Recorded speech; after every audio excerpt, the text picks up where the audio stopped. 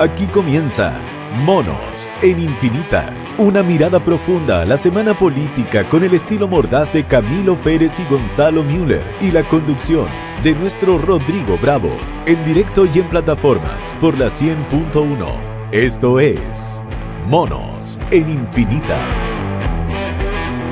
Especial de día jueves porque anoche tuvimos el gran evento, primer debate presidencial televisado organizado por Chilevisión. Un encuentro con un formato algo distinto. A mí en particular no me gustó mucho, y se me hizo bien largo. Pero podemos analizarlo eso y quiénes fueron los ganadores, los perdedores, los momentos más álgidos de esta disputa entre los 8 candidatos presidenciales. Estamos como siempre en Monos en Infinita con Camilo Férez y Gonzalo Müller. ¿Cómo están? Todo bien, un poco trasnochados post debate. Estamos todos con caña. Sí, aquí mejor ni pregunté, porque según Rodrigo, que el debate terminó a un cuarto a las 2. No sé, Camila, ¿qué hora dijo que terminó el debate? Pero todavía no termina. Sí, que termine y vuelvo. Llegué más tarde a la casa, pero porque había que analizarlo también. Pues sí, pues, obviamente. Obvio, yo además él a una tradición que mi amigo Gonzalo Müller no solamente conoce, sino que además comparte, de yonki o de nerd, si tú querés, de la política. Veo estos eventos con amigos. Igual. Es como quien se junta a ver un partido de fútbol, así de parqueado. Sí. A mí me pasó lo mismo. Me fui con mi equipo a verlo. Claro, entonces uno se queda después ahí masticando, reanalizando, en fin. Fue intenso, duró como 2 horas 20 minutos más o menos, 2 horas y media. Sí. Con un alto rating, porque el corregido lo dejó en promedio 900.000 y tantas personas, con un pic de 1.200.000, es decir, es un rating cercano a un partido de la selección. Así de interés había ayer por el debate, que como les decía... Debe ser mayor que el último partido de la selección. Ese sin duda, sí, seguro. Sí, el último, fíjate que lo transmitimos nosotros en Mega, tuvo como 1 millón y algo. Sí, anda por ahí. Oye, les quiero hacer una pregunta corta para empezar el análisis. Okay. Una respuesta. Camilo, ¿quién ganó el debate? No, nadie ganó el debate. No hubo ganador en el debate. Es que no te la puedo responder corta porque esta weá tiene ¿cómo se llama? Marco teórico. Ya. Así que si querés preguntarle la tesis. Después yo Pero Gonzalo, ¿quién ganó? Y de ahí le damos al análisis. No, yo creo que hay que medirlo cada uno en su expectativa, ¿no? En las expectativas de cada uno. Hay gente que fue a hacer su pega. Kaiser hizo su pega, sí, la hizo, ¿no? Identidad, clavó su bandera, cumplió. Evelyn Matei, yo creo que para instalar el concepto de una nueva Evelyn Matei, reforzada, look nuevo, peinado nuevo, yo creo que causó impresión, buena impresión, se manejó, marcó contraste con el tema Parisi, control, autoridad, y finalmente le contestó. Pero cada uno eso, Marco Enrique, ¿no? Marco Enrique sí, fue a lo de él, estaba en una esquina solitaria, tenía que salir de ahí, golpeó para todos lados. Uno dice, bueno, ¿está en las expectativas de lo de él? Sí. El efecto deseado, no sabemos. Ahora, a mí algo que me llama mucho la atención es que tanto Kast como Jara, si le creemos a las encuestas, ¿no? Si alguien le cree a las encuestas, se supone que en lo más normal es que todos vayan porque va primero. En algunas encuestas Jara, en otras es Kast. ¿Por qué está tan sorprendido ambos de ser motivo de intervenciones, de controversia, sobre todo en el caso de Jara, ¿no? Que le costó mucho manejar eso? Pero bueno, ganar o perder, siempre en términos relativos, no hay un gran ganador, yo estoy de acuerdo con Camilo. Ahora parece sí hubo una gran perdedora, ¿no? ¿Compartes, Camilo, eso? Mira, voy a partir con el marco teórico. Lo primero es que uno genera un montón de expectativas cuando se pone frente a un debate. ¿Por qué? Porque hay muy buenos ejemplos de debates que han cambiado efectivamente el curso de los acontecimientos. Pero por cada uno de ellos, que nosotros además los conocemos bien, los citamos en clase, en medio. Sí, pero el de Nixon Kennedy ya lo jubilamos, porque ahora Biden-Trump. Ese es el último gran debate. Por eso.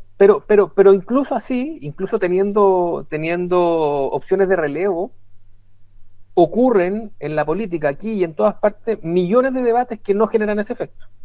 Por lo tanto, aunque sea siendo fiel a los grandes números, tendría que decir que los debates son potencialmente catastróficos o beneficiosos, pero la norma es más bien que las cosas se quedan más o menos como venían. Y es por lo que dice Gonzalo, todos llegan, sobre todo que es el primer debate, llegan con una tarea distinta en función de cuánto llevan en competencia, qué es lo que ven como oportunidad en este debate. Todos tenían una pega distinta.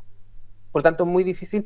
Lo que sí puede pasar, como son momentos de gran exposición, como les comentaba antes, los nerds nos juntamos a verlo y después hacemos programas especiales y le damos mucho a esto, es que si alguien se equivoca, se manda un ranazo importante, la repercusión que puede tener eso puede ser muy complicada. Y por lo tanto, la primera tarea de todos los candidatos ahí es no meter las patas, o no meterlas de una manera tan sonora que se lleve todos los comentarios del día siguiente. Yo creo que eso no pasó, por lo tanto es difícil ubicar a un gran perdedor del debate. Pero igual hay, yo creo, 3 grupos. Los que fueron a jugar al empate, Jara y Hack, que es evidente porque son los que se sienten en segunda vuelta, fueron a eso jugaron y después lo analizamos a cada uno por separado, les resultó. Tuvieron sus ritmos, pero les resultó. Los que ganaron algo con el debate, es decir, que tenían algo que obtener en el debate, y yo en esa familia pondría a Evelyn Matei, a Harold Mike Nichols y a Johannes Kaiser. Ellos le sacaron algo de brillo. Y están los que fueron menos de lo mismo. Y ahí pongo a Artés y a Marco Enrique. Más allá de que Marco Enrique, por una cuestión de carácter, si tú quieres, fue visible todo el debate, yo creo que no consiguió absolutamente nada, y si jugó para alguien, jugó para el nulo. Y por lo tanto fue menos de lo mismo, menos preparado que de costumbre, guitarreó con esto del programa, que lo tiró para el córner, fue obviamente beligerante con Jara mucho, yo creo que ese era más o menos su diseño, pero también absolutamente descomedido en algunos comentarios con Evelyn Matei, o sea, estuvo fuera de tono, algo que normalmente alguien que tiene tanto carácter en televisión no le debería pasar, sin embargo le pasó, por lo tanto él estuvo bajo las expectativas, me imagino que también bajo sus propias capacidades. Ese es como mi análisis general y después podemos ir uno a uno. Yo creo que en todo caso el que más lustre le sacó, y ahí yo sé que con Gonzalo tenemos una diferencia, pero el que más lustre le sacó, lo que pasa es que es de una porción muy chiquitita, fue Harold Mike Nichols, porque nadie tenía como él tanto que ganar en este debate, porque no está en la cabeza. No, de hecho no, muchos se enteraron de que era candidato, era el octavo candidato. Su presentación en sociedad, y como dice el dicho tan manido que uno no tiene 2 oportunidades para dar una primera impresión, él aprovechó bien esta oportunidad. Llegó preparado, tuvo intervenciones razonables, le sobró tiempo, se ubicó bien en el tiempo, casi siempre fue cerrando, tomó algunos elementos del debate, además los hizo visibles. Por ejemplo, el ataque de Jara, que creo que lo comentamos afuera de micrófono, ¿no? El primer encontrón que tiene Jara con Kast, yo me imagino que era algo que venía medido, ellos querían llevarse el debate para la casa, esto era importante para el público de Janet Jara, pero si ustedes, no sé si concuerdan conmigo, ese quedó un poquitito fuera de tono, ¿no? Porque como que el debate no tenía todavía la beligerancia como para justificar ese tono. Entonces, eso que en televisión te resulta un poco incómodo, fíjate que el que lo toma precisamente es Harold Mike Nichols. Dice, oye, veníamos de tomarnos un café y de encontrarnos todos simpáticos y desearnos suerte, y prenden los focos y ustedes se ponen con esto. Entonces yo creo que tuvo todos esos momentos y todos los aprovechó bastante bien. También sus interpelaciones, así que creo que el que le sacó más luz. Después, si quieren, vamos uno a uno. Vamos uno a uno. Yo aquí rescaté algunas frases las que han marcado las repercusiones durante el día, que creo no equivocarme, ahí estarán de acuerdo conmigo o no, que el viral del debate, el momento más comentado y el que uno revisa las redes y está más potente, es cuando Kast decide emplazar a Janet Jara al principio del debate, y ahí todos dijimos, se viene bueno esto. Todavía no escucho tus disculpas por tratarme de mentiroso, le dijo en relación a diferencias que han tenido en debates, creo que fue en el Salmon Summit, donde lo trató de mentiroso. No, el de minería la Católica. El de minería en la Católica. Y desde ahí José Antonio Kast tomó esa bandera de lucha en el resto de la campaña y ha insistido en ella en varias oportunidades. Y Jara le dijo que no le iba a permitir que la tratara de mentirosa. Y creo que en ese minuto se provoca el cambio de rostro de Janet Jara, que la acompañó el resto del debate, porque lo que le decía Marco Enrique Ominami de una manera bien pesada, ella estuvo seria el resto del debate, no sacó a relucir ese ya conocido talento que tiene de ser tan empática y cercana a la gente, sino que cambió el rostro, estuvo polémica, o más bien evitando algunas polémicas que resultaron mal, porque cuando le dice a Johannes Kaiser que no le va a contestar, no queda bien finalmente. Yo no sé cómo lo ven, si ese fue el hito número uno de este debate, Camilo? Sí, yo creo que ahí estuvo, por ahí estuvieron los aciertos por una parte y los grandes errores de Janet Jara. Estoy absolutamente de acuerdo contigo. Creo que las intervenciones que mencionaste son exactas. El silencio que primero tuvo con la interpelación de Johannes Kaiser, que denotó que más bien no estaba dando con la respuesta, y luego esta excusa de yo no te contesto a ti fue absolutamente fuera de lugar, de nuevo. Y el tema del tono en lo otro. Pero ese rictus al que tú aludes creo que fue el error más permanente, que es que cada vez que a ella la interpelaban y la cámara se iba con ella, estaba con esa cara. Estaba con esa cara molesta, incómoda, enojada. Y yo creo que eso para futuras apariciones televisivas se puede trabajar. Ahora, insisto, igual lograron una polaridad y evidentemente ellos querían tener una polaridad diferente a la del resto. Piensa tú que Kast salió a criticar a Jara como no salió con casi nadie fuera de turno. En el minuto en el que ella le dijo a Marco Enríquez, precisamente, que no iba a los debates porque no la pauteaban los empresarios, él pareció que le iba a prestar ropa. Dijo, oye, pero si fuiste a este otro, y son puros foros empresariales, por lo demás.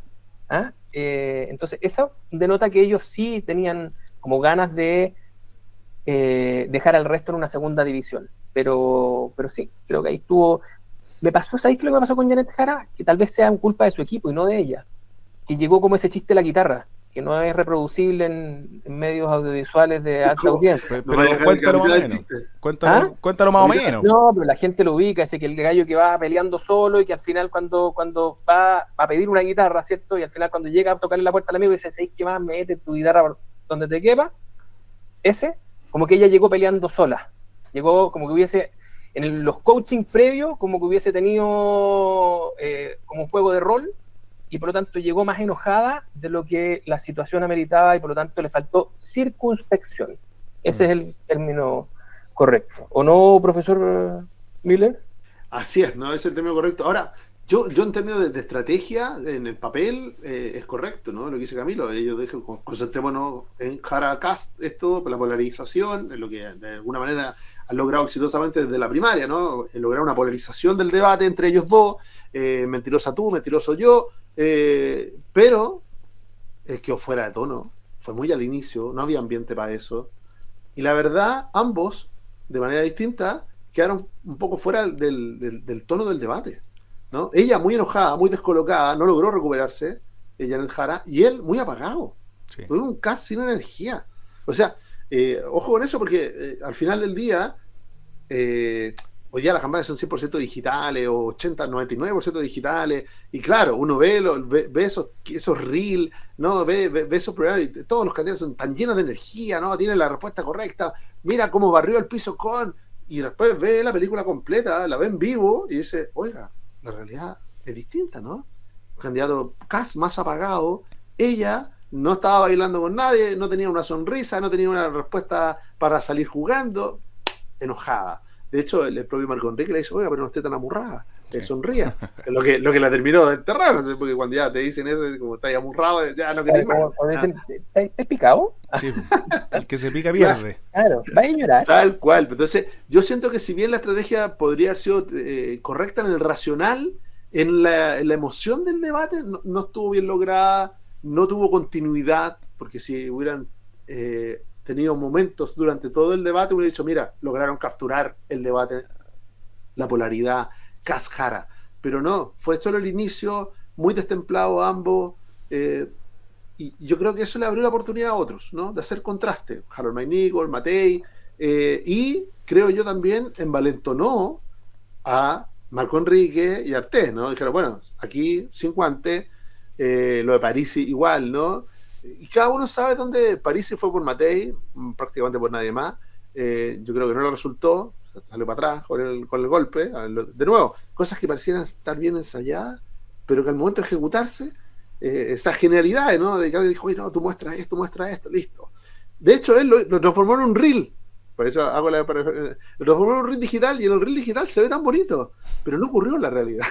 Entonces hay 1.200.000 personas que vieron la televisión y dicen, oiga, al revés, le salió un boomerang y los que ven el reel dicen, oye, pero salió increíble, fue un golpe, nadie nunca había hecho algo así. Lo hizo para eso, yo creo que era una maqueta de reel. Sí, pero... Me cuelgo un poco lo que decís tú como a entrarle a Parisi, que yo también considero que es dentro de los que estuvieron como menos de lo mismo. ¿Sabéis lo que me pasó a mí? Creo que Parisi fue a este debate a sacar esos reels tan efectivo, ¿cierto? Y eficaz que es con sus campañas. Viaja lo justo y necesario, hace lo justo y necesario. Y creo que se notó mucho en el debate que él tenía una planilla Excel en la que el KPI principal era decir Parisi presidente, PDG en el Parlamento y el norte. Y si tú lo pensáis, es básicamente consolidar una posición que tuvo, retomar una posición que tuvo un candidato que arrastró a una lista parlamentaria y que tiene votos y firmas fundamentalmente en el norte. Y cada vez que pudo se dedicó al norte, incluso ahí lo sacó a pasear un rato también Harold McNichol cuando le ofreció llevarlo a todos los pueblos que no conociera, pero todos los ejemplos eran de ahí y me pareció que era muy evidente en el caso de él. No perfectamente ejecutado, y esto que tú dices, yo creo que no le salió mal, que estaba bien hecho para reel, pero le representaron ahí mismo en cámara, cuestión que siempre es muy fea, que estaba fuera se había saltado las reglas. Sí, lo incómodo eso, ¿eh? Sí, porque fue, pero más allá de lo incómodo, ¿no? A veces dice, pues el efecto logrado es mayor, el premio, ¿no? El beneficio es mayor que el costo, ¿no? Uno dice, bueno, lo hizo igual. Pero yo creo que no fue así, ¿no? Y de nuevo quedó ahí el timbre, ¿no? Dice, bueno, usted siempre ataca a las mujeres. ¡Pah! Quedó eso en Parisi como un golpe. Ahora, este Parisi que a ratos quiere ser Milei, no lo vimos en el debate, ¿no? No estuvo a esa altura, no tuvo la energía, ni la lógica antisistema, ni la lógica anticasta, no logró dar ese tono, que a veces lo prueba en los reels, ¿no? De hecho, fue con su hermana al debate, esta es su tercera campaña presidencial, el debut de su hermana. Entonces, es candidata además, candidata al Parlamento. Sí, claro, y buscando emular mucho a Milei, pero no estuvo en la intensidad, ni en la energía, ni en la provocación que nos tenía acostumbrado, al menos el Milei candidato, no sé si el Milei presidente. Salvo el Fachos Comunachos, que también lo repitió hartas veces. Y lo que decía Camilo, yo no me acuerdo un debate donde Antofagasta lo hayan mencionado tanto. Deben estar felices los antofagastinos. Y vamos a ver si cambia la cosa ahí. Cuando algo se vuelve muy absolutamente evidente, no sé si genera el efecto, ¿no? Bueno, es como cuando al mago se le ve el truco. Sí, ya empieza a sonar a necesidad, ¿no? Ya un norte como necesito, acuérdense de mí. Empieza a sonar más a necesidad que a convicción o a reflejo o finalmente... Candidato a presidente de la zona norte. Claro, de la mitad del país no. Claro. Oye, y Arica de repente lo sacó también ahí. Sí, y como tú decías, la disputa Harold McNichol de quién es Antofagasta estuvo interesante también. Le puso el punto ahí Harold McNichol. Yo les quería recordar la frase de Parisi que fue la que desata la polémica, hasta donde muestran los carteles. Evelyn, tú traicionaste al expresidente Piñera, lo investigaste, lo interveniste el teléfono, lo traicionaste. Evelyn, tú apoyaste a rabiar a Pinochet cuando no era rentable y productivo políticamente, y sí, lo traicionaste. ¿Traicionó Evelyn Matei a Piñera y a Pinochet? Porque creo que la respuesta de Matei fue brillante, y recordando bien en la emoción que con Piñera se recompuso la relación de manera tan significativa que terminaron siendo muy cercanos, y ni más ni menos ella fue presidenta, o sea, fue ministra del presidente Piñera, Gonzalo. Sí, además que hoy día, para todo efecto, es la heredera de lo que signifique el piñerismo hoy día, ¿no? Es bastante evidente. Ahí está Cecilia Moreta, más la Magdalena Piñera. O sea, yo creo que toda estrategia tiene que tener algún elemento de realidad para apalancarse, ¿no? No era tan creíble, ¿no? Y en el caso del pinochetismo tampoco ella está apalancada en eso, eran 8 los candidatos, entonces no veo que le hicieran daño a ninguna de las dos aseveraciones. Y de nuevo, jugar a la credibilidad desde París, ¿no? Era, por decirlo menos, osado, ¿no? Jugar a cuestionar la credibilidad de Matei siendo Parisi era al menos osado. De nuevo, si fue el intento de la casta, del lenguaje de la casta, no está bien logrado, ¿no? De partida tenía que haber dicho, ¿no? Bueno, tú como parte de la casta que van traicionando unos y otros, haberlo generalizado, pero se quedó como en algo pequeño. Y como bien dijiste, Rodrigo, yo creo que ella, más allá de esos 10 segundos de silencio, que a muchos quedamos fue terrible. Dije, ¿qué va a pasar? Este es un mateísmo de las redes sociales, sí, digamos. pero generó expectativa, por lo mismo, ¿no? Yo pensé que iba a salir corriendo. Y en algún minuto dijo, bueno, ya no sale corriendo, ya no se descontrola, sino que al revés, ¡pum!, le devolvió. No, sacó una buena respuesta, pero, Sí, fue pero muy fíjate que yo brillante. creo que lo que hizo Parisi ahí no fue ir por un electorado, sino que fue sobre el personaje. Y me parece que lo que intuye, porque esto obviamente tenía los papeles ahí, por lo tanto esto era una cuestión que tenía pensada, esta puesta en escena para Reel que desarrolló creo que va hacia otra necesidad, que la hemos comentado en otros programas. Aquí había un par de candidatos que se sienten sembrados, ya lo dijimos, y que jugaron el empate, y los demás no es que estén solamente disputando la posibilidad de entrar en ese selecto grupo, sino que también de que ninguno de ellos descolle mucho, porque finalmente están todos, hasta que no se demuestre lo contrario, intentando beber de muchas fuentes poco identificables que son el resto. O sea, aquellos que hoy día no están en los 30% de Jara y de Kast, son un grupo muy heterogéneo. Y por lo tanto, aquí lo que jugaron probablemente Marco Enríquez y lo que jugó fundamentalmente Parisi es a tratar de golpear a otro, ¿cierto? Para tratar de generar que de ese árbol caigan algunas frutas, las que sean, o que no se suban otras. Entonces yo creo que ahí fue, porque no es que le falte credibilidad, para ser bien honesto, lo que dijo Parisi no es una mentira. Él la significó de una manera artera y como ustedes ven, pero él se refiere a episodios que existen, que la narración del personaje persiguen a Evelyn Matei. Si la foto pegándole una especie como de convito, digamos, a Pinochet cuando llegó de vuelta, está en una foto, un video, ¿te fijas o no? Eso existe. Y además existe esta otra narrativa que dice que ella, aunque eso lo hizo, conminada por lo que hacía su sector, siempre fue muy crítica de Pinochet. Y eso lo tiene inacabado. Por lo tanto, no es un combo, o sea, va y rasca donde pica, más allá de la ejecución, rasca donde pica. La razón, creo yo, es esa. Es generarle un daño simplemente a la figura de Evelyn Matei y tratar de que estas buenas semanas de ella no se conviertan en que sea una tercera opción, como lo hemos discutido muchas veces, una tercera opción de gente que eventualmente podría haber votado por Carolina Toá, pero no va a votar por Janet Jara, y así. Oye, fue una manera de mirarlo, ¿no? Poca energía en Kast, no logró un trending topic, o los bots estaban de vacaciones, pero no sé, pero no logró instalar un trending topic. Es normal, ¿no? En las participaciones de José Antonio Kast tiene una fuerza digital muy importante, hay que reconocerlo. Pero no en los debates, fíjate. No, pero lo pongo en esa situación, ¿no? Él generalmente logra eso, y ayer no lo logró, pero en cambio quien sí resucitó ayer fue Toá. Generó no te digo un trending topic nacional, pero empezó a aparecer Toá, el fantasma de Toá, como mira de quién te burlaste, empezó a aparecer, ¿no? Sobre todo recordemos porque fue justamente el buen desempeño de Jara en los debates de primaria lo que terminó de hacer caer a Toá, ¿no? Descolocarla con los temas, con los ángulos, recordemos, criticarla frontalmente por la delincuencia, ¿no? Sintonizar con el sentido común de las personas.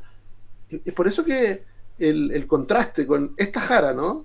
Que estaba descolocada, enojada, sin tema, con respuestas que no eran completas, técnicamente algunas insuficientes, ni siquiera en un caballo fijo, ¿no? De decirle, ya, hágalo, sueldo vital de 750.000, explicaciones, bueno, sí lo íbamos a sacar, pero en realidad ahora lo estoy estudiando, me están ofreciendo una alternativa. Cuando en primaria era una promesa, ¿no? Simple, no había que explicar nada. Esto es lo que voy a hacer. Esto es lo que quiero hacer como presidenta. Yo creo que esa diferencia entre la primaria, el de su desempeño exitoso en primaria, y lo que resultó ayer, yo creo que el comando preocupado, ¿no? Sí, yo he conversado con gente del comando, conversé anoche y tienen muchas dudas de cómo enfrentar lo que viene.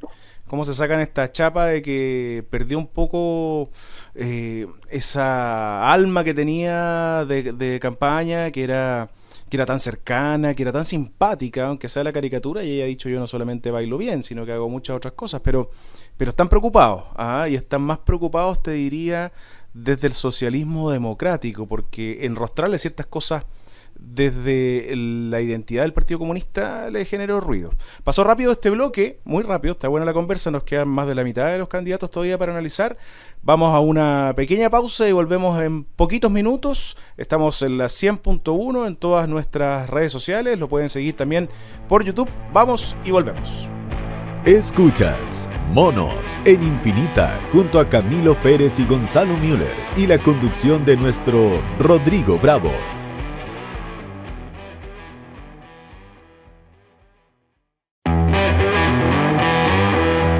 Estamos de vuelta con Monos en Infinita junto a Camilo Férez y Gonzalo Müller y la conducción de nuestro Rodrigo Bravo.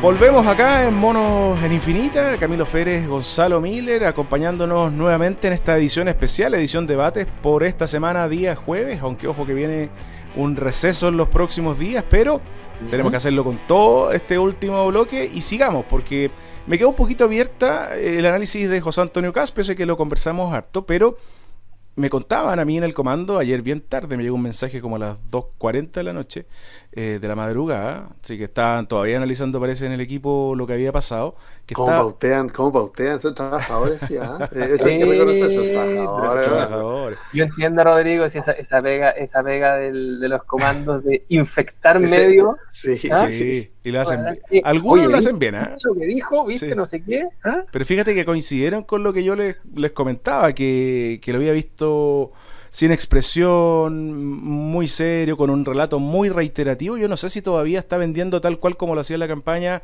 la seguridad, el crecimiento, la migración, porque pareciera ser que ayer nos quedamos con otros temas que se metieron en la agenda y que Kast no logró entrar. Me decían sí que estaba resfriado, muy resfriado, que no se le notó, pero que estaba bien enfermo. Para cerrar, José Antonio Kast, ¿le pega esto? ¿Le hará algo de efecto en las encuestas, Gonzalo? Mira, yo creo que él, para su efecto de barra brava, de nuevo, la lógica reel, si él sube el reel de los primeros 30 segundos encarando a Jara, su barra brava va a estar tranquila, ¿no? Está en lo suyo. El resto del debate muy apagado, Kast. Y cuando los temas no eran su tema, con poca idea, con poca propuesta, con poca interacción, pero lo más característico, poca energía, ¿no? Parece ser que como que el mundo digital y el mundo real a veces no van de la mano. Toda esa energía desbordante que uno ve en todos los candidatos digitales, después cuando la ve en real, lo ve ahora, como dice, como quería que fuera y como fue en realidad, expectativa versus realidad, le jugó en contra. Yo creo que le pasó la cuenta. El jugar a no equivocarse tenía sentido, si él va primero o segundo en la encuesta, ¿no? De una posición que empieza a sentir cómoda, pero desconoce un elemento que es clave hoy día en la opinión pública y sobre todo en el nuevo padrón chileno: volatilidad, ¿no? Es muy volátil, hay cambios, se producen, nadie tiene la suerte echada. Entonces eso, en una posición tan cómoda de resguardo, yo creo que no le jugó a favor, al revés, le podía pasar la cuenta. ¿No tuvo grandes errores? No tuvo grandes errores José Antonio Kast, tampoco grandes aciertos, si es que uno podría considerar eso cierto, el destemplado cruce, ¿no? Porque muy distinto es, yo creo, el Kast del primer semestre se hubiera cruzado con Jara en un tema importante para la ciudadanía. Por ejemplo, seguridad. Sus diputados votaron en contra de la ley, nadie retaba mal. Ya, ¡pum!, pelea, ¿no? Misma actitud, confrontación, pero un tema de fondo sustantivo para la gente, ¿no? Importante. No un conflicto entre ellos. Claro, no como, no, que tú me trataste de mentiroso y entre dos políticos la gente decía, ¿cuál es la novedad? Que mentiroso tú, mentiroso yo. Si ese fue el ángulo, yo creo que erró en el tema. La actitud podría haber sido correcta, tenía que ver con su personaje, sí, pero le erró en el tema. Y de nuevo, es curioso porque él había estado el primer semestre muy concentrado en sus temas. O sea, lo hubiera hecho siempre en temas de seguridad o en temas de crecimiento, pero eligió un tema personal para hacerlo. Yo creo que a mí ese fue un error. Sí, como siempre la sabiduría popular tiene en sus dichos sintetizados uno muy bueno para ese momento. No me tiznís, le dijo la olla al sartén. Los dos acusándose de mentirosos, de mentirosos, de beligerantes, de bots. Y no sé, por favor, anda. Creo que Kast jugó el empate. Cuando uno juega el empate, pasa susto. no es raro que pase sustos, porque no está tratando de conectar nada muy importante, sino que más bien de defenderse, de mantener, y yo creo que él sí pasó susto. Entonces no fueron tanto sus errores, los que menciona Gonzalo, estoy de acuerdo, lo hemos pasado otras veces, como el hecho de que tal vez el punto más alto de Evelyn Matei lo tuvo en el enfrentamiento con él. Entonces, él como estaba, no pasa nada, y no había anotado ningún gol, lo más cercano a un gol que anotó Evelyn Matei fue el momento en el que se cruzó con él, porque lo tomó muy bien. Usemos la misma matriz que estaba usando Gonzalo. Uno, eligió un tema que lo incomoda y que en teoría sí es importante para un segmento en disputa entre ellos. Pues yo tengo que asumir que las pegas que hacen los amigos de Gonzalo en el comando de Evelyn Matei son con focus y con un par de datos. Entonces, pensiones, dice usted, pensiones. Entonces, más que pensiones, cuando ella le dice, ¿cómo voy a hacer esos recortes? Sí, si a mí me dieron 2.000, ¿de dónde voy a sacar los 6.000? Y él no hizo referencias erróneas, dio una y ella se la corrigió. O sea, esta Evelyn Matea, /equipos, no promete lo que no puede hacer, que lo ha insistido tanto que yo tiendo a pensar de que algo hay ahí. Algo hay ahí, te insisto, que los equipos amigos de Gonzalo tienen algún dato de que ahí hay un bolsón. No, el nuevo comando, entre la semana pasada y el debate, se nos dio 2 puntos. Bueno, el nuevo comando Matei. Eso, sí, la pega de ella en este debate era precisamente aprovechar eso. La nueva estrategia, que fuera coherente y que tuviese en ella una buena vocera. Creo que por eso cumplió y está entre los que llegaron con una tarea al debate y salieron bien. Pero el problema de Kast fue ese. No tanto lo que él no hizo, sino que la que lo puso en apuros realmente fue Evelyn Matei, y es justo ahí donde él no puede cometer errores. Puede cometer errores con Janet Jara.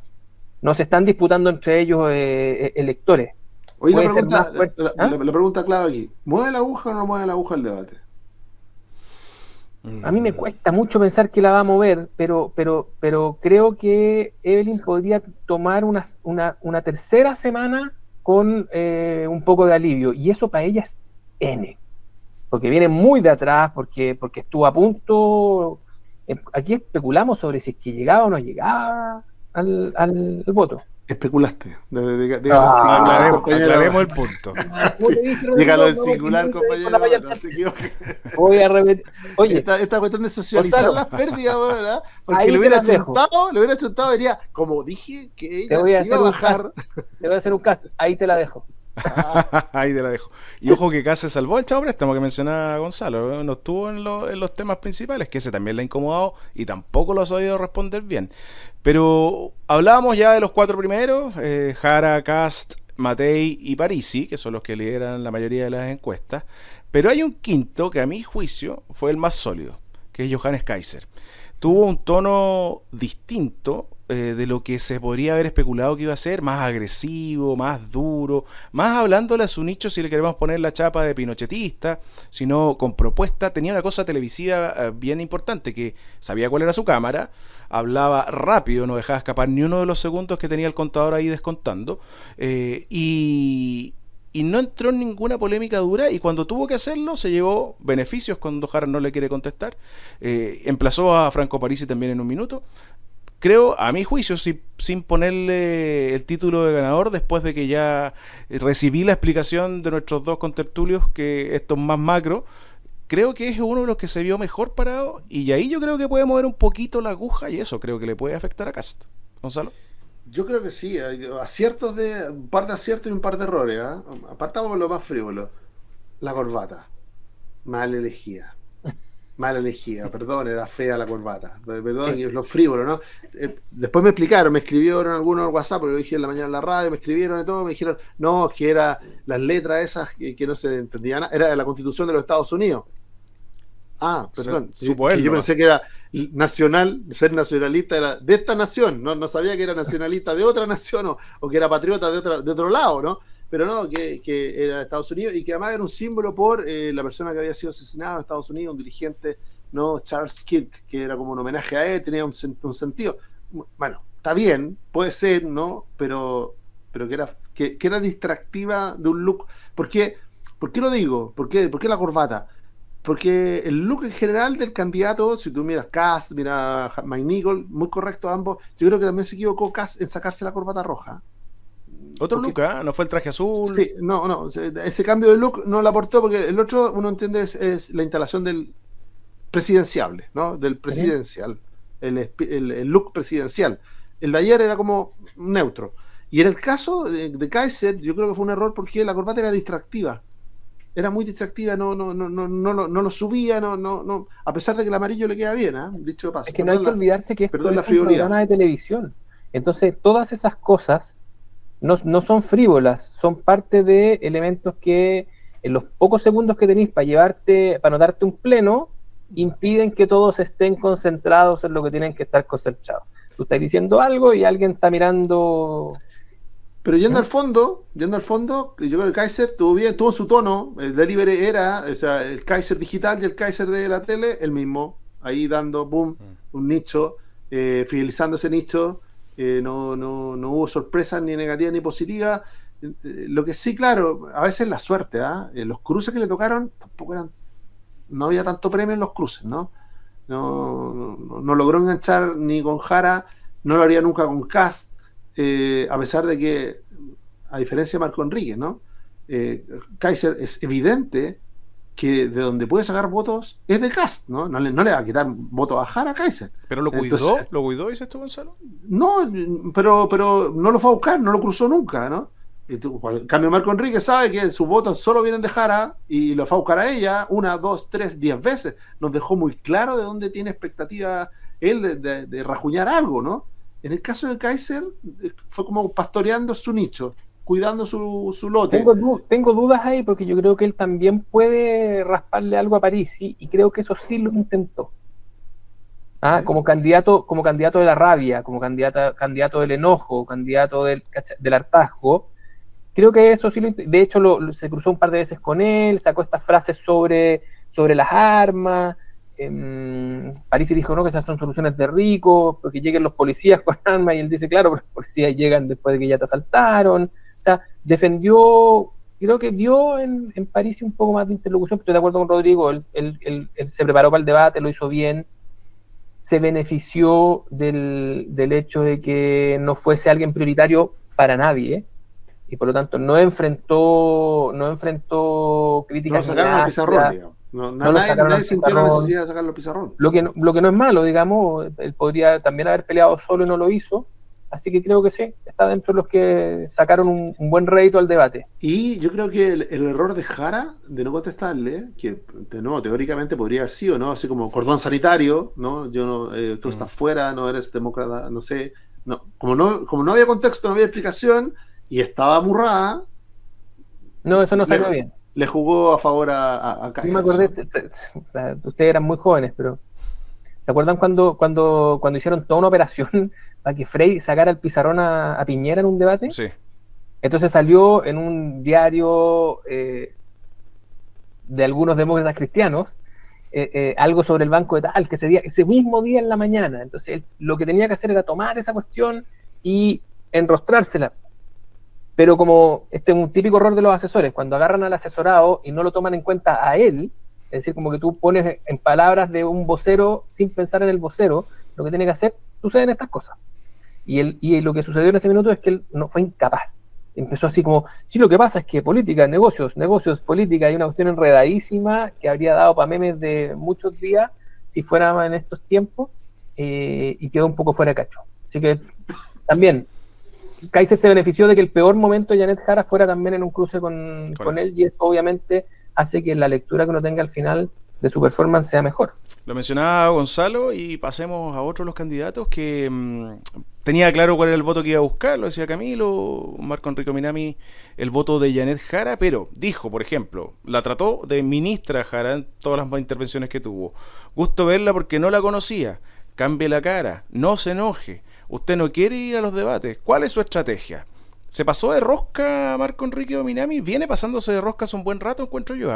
Esa entrevero que tuvo con Monserrat Álvarez en TVN, y él lo replica en sus redes sociales como si fuera un éxito. Un Marco Enrique que tiene tremendas redes sociales y que ha sido uno de sus fuertes. Este tono más agresivo, más de ir al choque, No lo entendí yo. No, o sea, no entiendo a qué apunta finalmente, qué es lo que quiere conseguir con eso. Porque, al menos el comentario, yo hoy día he conversado con muchas personas, no solo políticos, qué pesado que fue Marco Enrique Ominami, qué lata el tono que tiene Marco Enrique Ominami. ¿Lo ves así tú, Camilo? Sí, es ese invitado desagradable que te vais pelando después de que se va, digamos. ¿Ah? Yo creo que cumplió ese rol. Me pasa que uno puede entender hacia dónde golpea, pero también tiene que ver que puede recoger algo. Y creo que él solo jugó al golpe.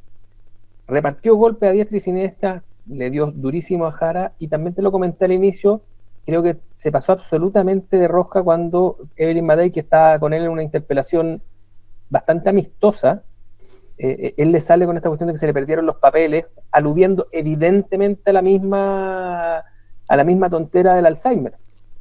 ¿Ya? Y eso obviamente que es un golpe absolutamente bajo, que tal vez tenga algún efecto entre todos estos electores que no tienen hoy día candidato y que pululan entre las redes sociales, tal vez tenga algún tipo de efecto. Pero la sensación general del programa con él era esta, como de ya, déntrese, ¿no? Y le dijo a Matei, la trató de vieja, le dijo, creo que estás perdida en el tiempo, a pesar de que desde que iba al colegio te había visto como autoridad, Gonzalo. Sí, yo creo que el temor a la irrelevancia, tiene un problema de audiencia hoy día. Marco Enrique Ominami se preparó para otra elección, quería competir con Toá y ser el candidato a la izquierda. Apareció Jara, no ha logrado moverse de donde está, no tiene audiencia, no tiene posicionamiento.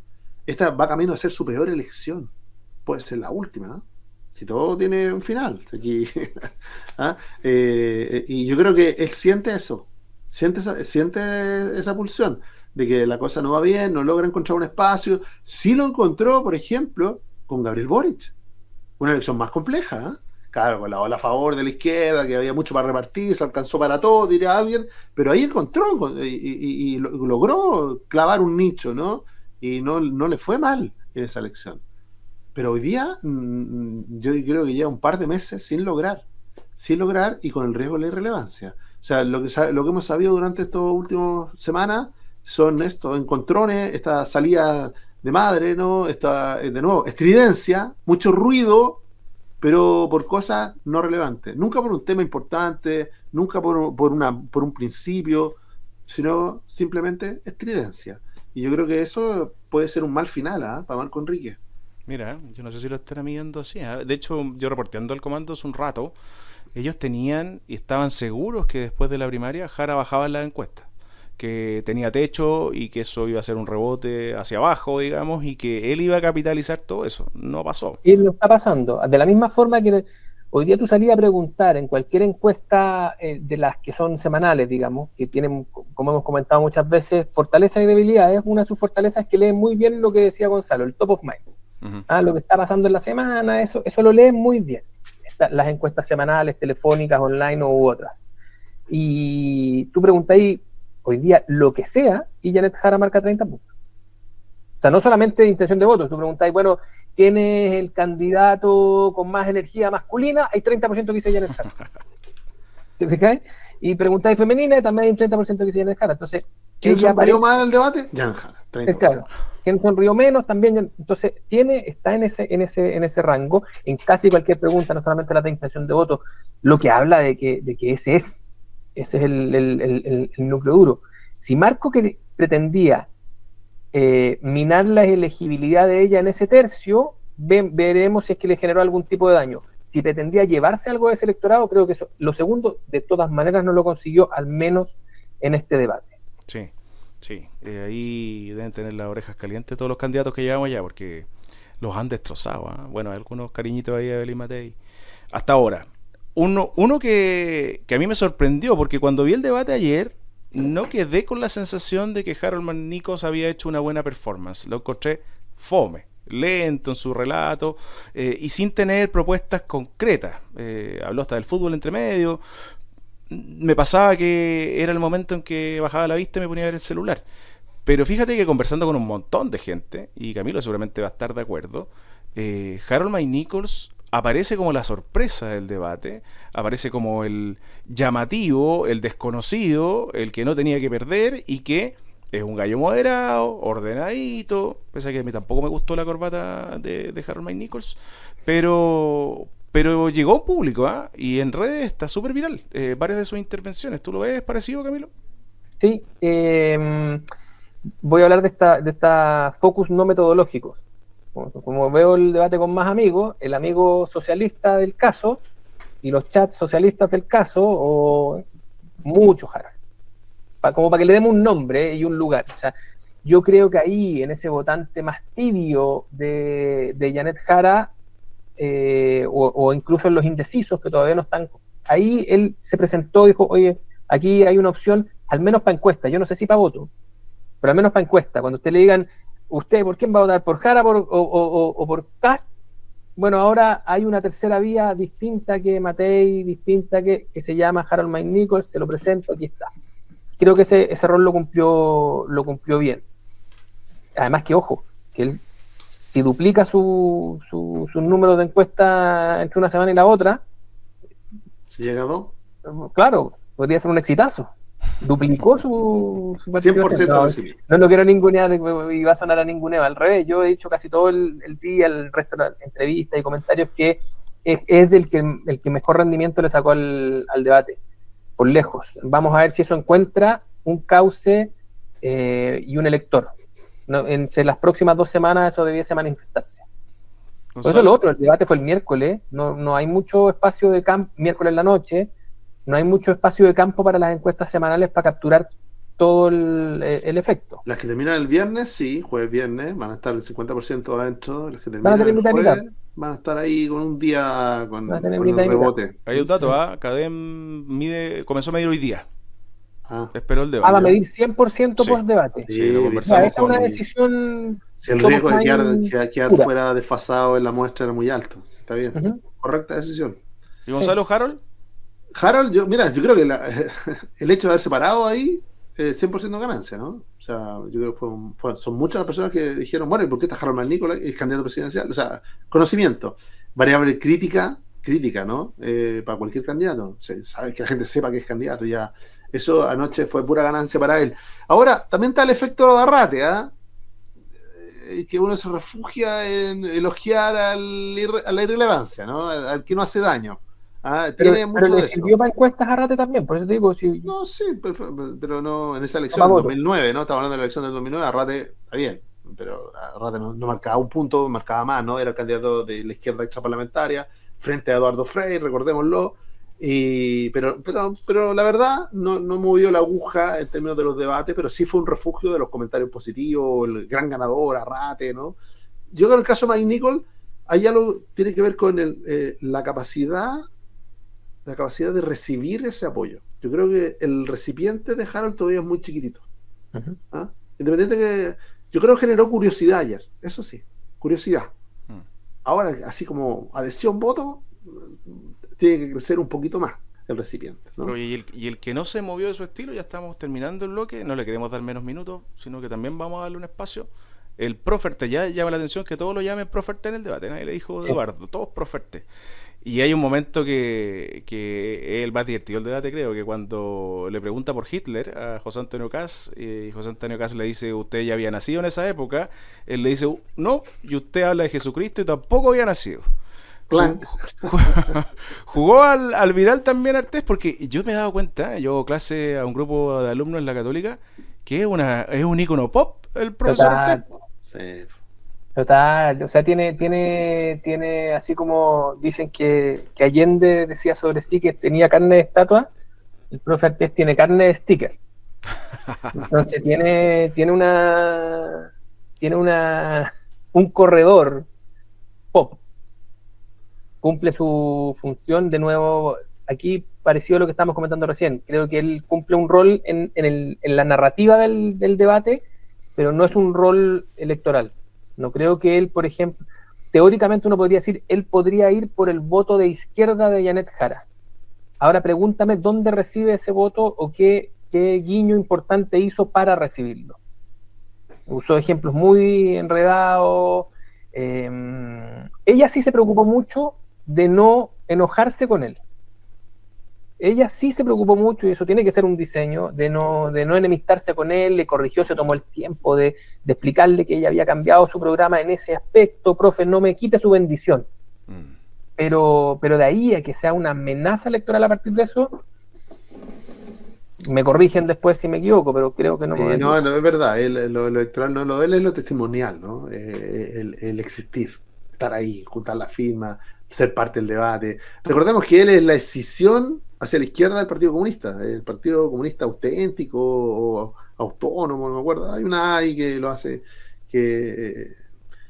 y por eso, bueno, dentro de las pocas cosas que hizo, con algún efecto le pegó a Janet Jara. Janet Jara se cuidó, es verdad, tuvo una reacción más contenida con respecto de él en términos de la molestia, pero pero su primera reacción fue de sorpresa, dijo así como, tú también, bruto. Bueno, se viene el 18 de septiembre y todos tenemos derecho a descansar un ratito, a ponerle pausa a esto, a preparar la parrilla, a comer empanadas. ¿Qué les gusta más, la parrilla o la empanada o todo? No, yo soy de la empanada. Y mi empanada. Ya, yo todo también, le meto a todo lo que hay. Chancho, pollo, cerdo, o sea, chancho y cerdo lo mismo, carne, Lo que toda la respire. parrilla. Todo lo que respire. Exacto. Y por eso vamos a tener un receso 18ero, monos en infinita, pero... Y cueca después con dolor de vaso de tanto comer. Sí, hay que cuidarse sábado y domingo, volver a la ensaladita y al pescado, pero vamos a tener un receso para poder descansar, tomando un aire y volver con todas las ganas. Muchas gracias, Camilo Gonzalo, por nuevamente estar acá, en especial hoy día, un día jueves, lo pueden revisar en toda nuestra plataforma. Si lo escucharon en la 100.1, también revísenlo en Comando Jungle y también en las plataformas de Radio Infinita. Que tengan un lindo y tremendo fin de semana. Oiga, y ojo, que no es solamente un receso, sino que se vienen cositas, porque vamos a estar pensando para llegar con pilas renovadas y con look nuevo. Creo. Monos post 18eros. Claro. Miércoles, sí. Aguante la jungla. Eso. Que estén muy bien, nos vemos. Nos vemos. Chao, chao. Aquí termina Monos en Infinita, una mirada profunda a la semana política con el estilo mordaz de Camilo Pérez y Gonzalo Müller y la conducción de nuestro Rodrigo Bravo, en directo y en plataformas por la 100.1. Esto fue Monos en Infinita.